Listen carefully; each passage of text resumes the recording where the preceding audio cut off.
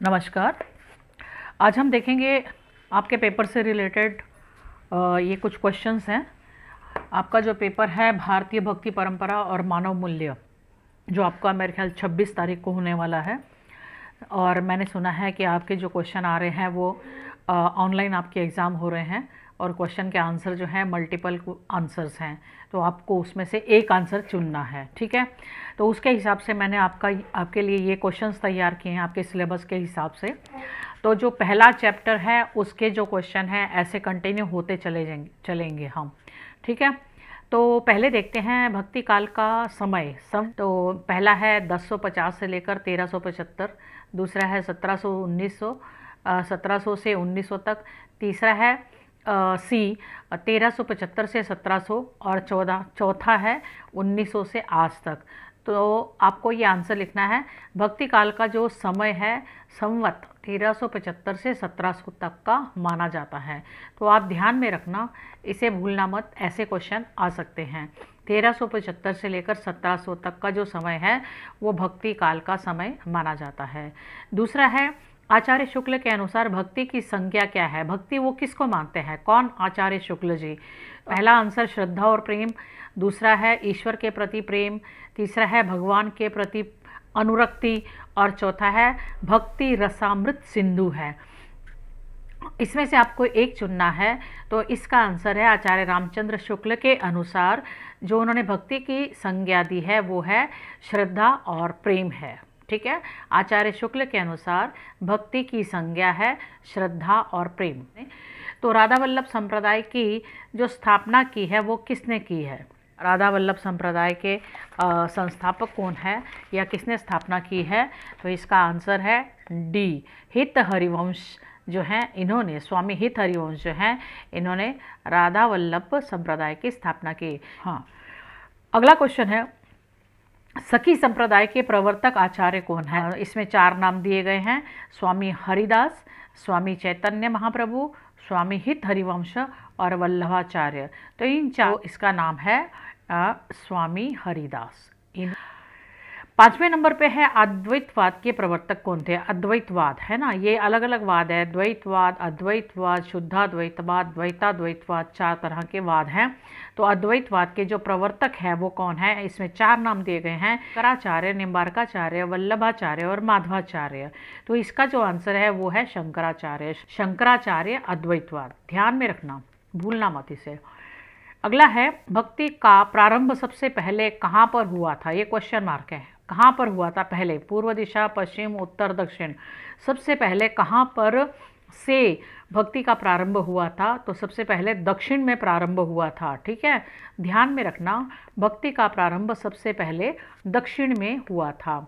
अगला क्वेश्चन है एक मत के अनुसार ब्रह्म सच्चिदानंद स्वरूप है, माया ईश्वर के अधीन है, जीव अपनी अविद्या द्वारा क्लेश पाता है, वह आनंद और दुखों दोनों का भोग करता है, अतः ईश्वर और जीव में स्पष्ट भेद है और ये मत कहलाता है। ये कौन सा मत है?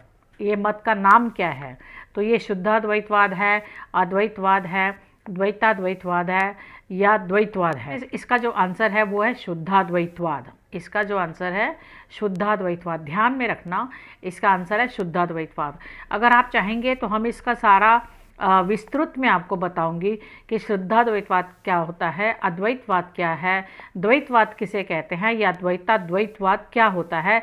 अगर आप कमेंट में लिख देंगे कि मैडम हमें इसके बारे में बताइए, तो मैं आपको इन चारों के बारे में पूरा डिटेल में बता दूंगी।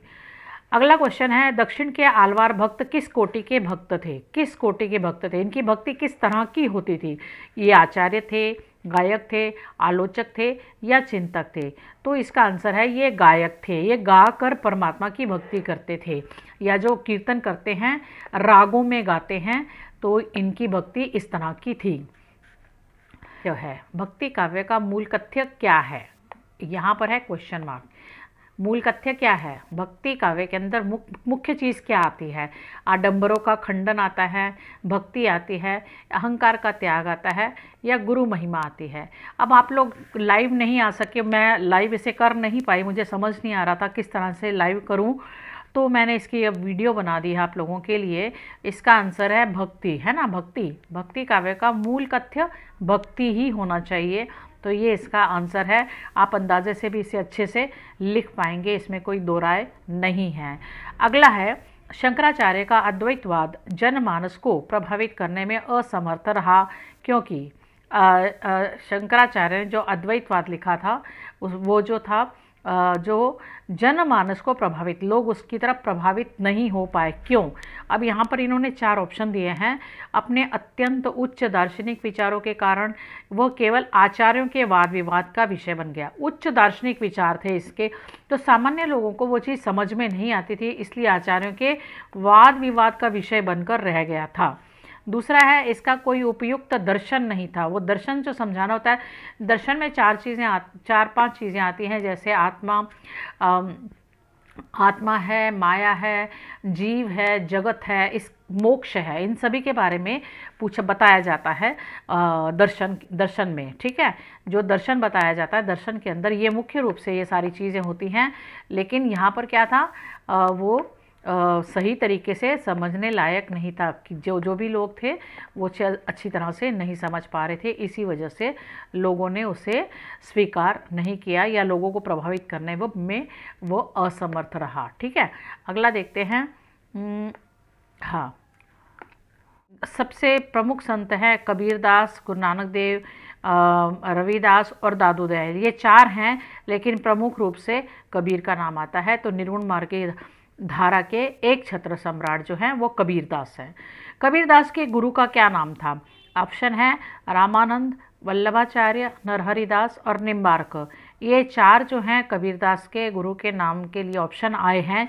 आपको एक नाम चुनना है, तो इसका आंसर है रामानंद। स्वामी रामानंद जो थे ये कबीरदास के गुरु थे, ठीक है। यहाँ पर आज मैं इतने ही क्वेश्चन आपको बता रही हूँ। कोशिश करूँगी कि कल मैं आपके लिए और एक अच्छी वीडियो बनाकर लाऊं जिसमें ज़्यादा से ज़्यादा क्वेश्चन आपको मिल सकें, ठीक है। मिलते हैं एक नई वीडियो में नए विषय के साथ, तब तक के लिए नमस्कार।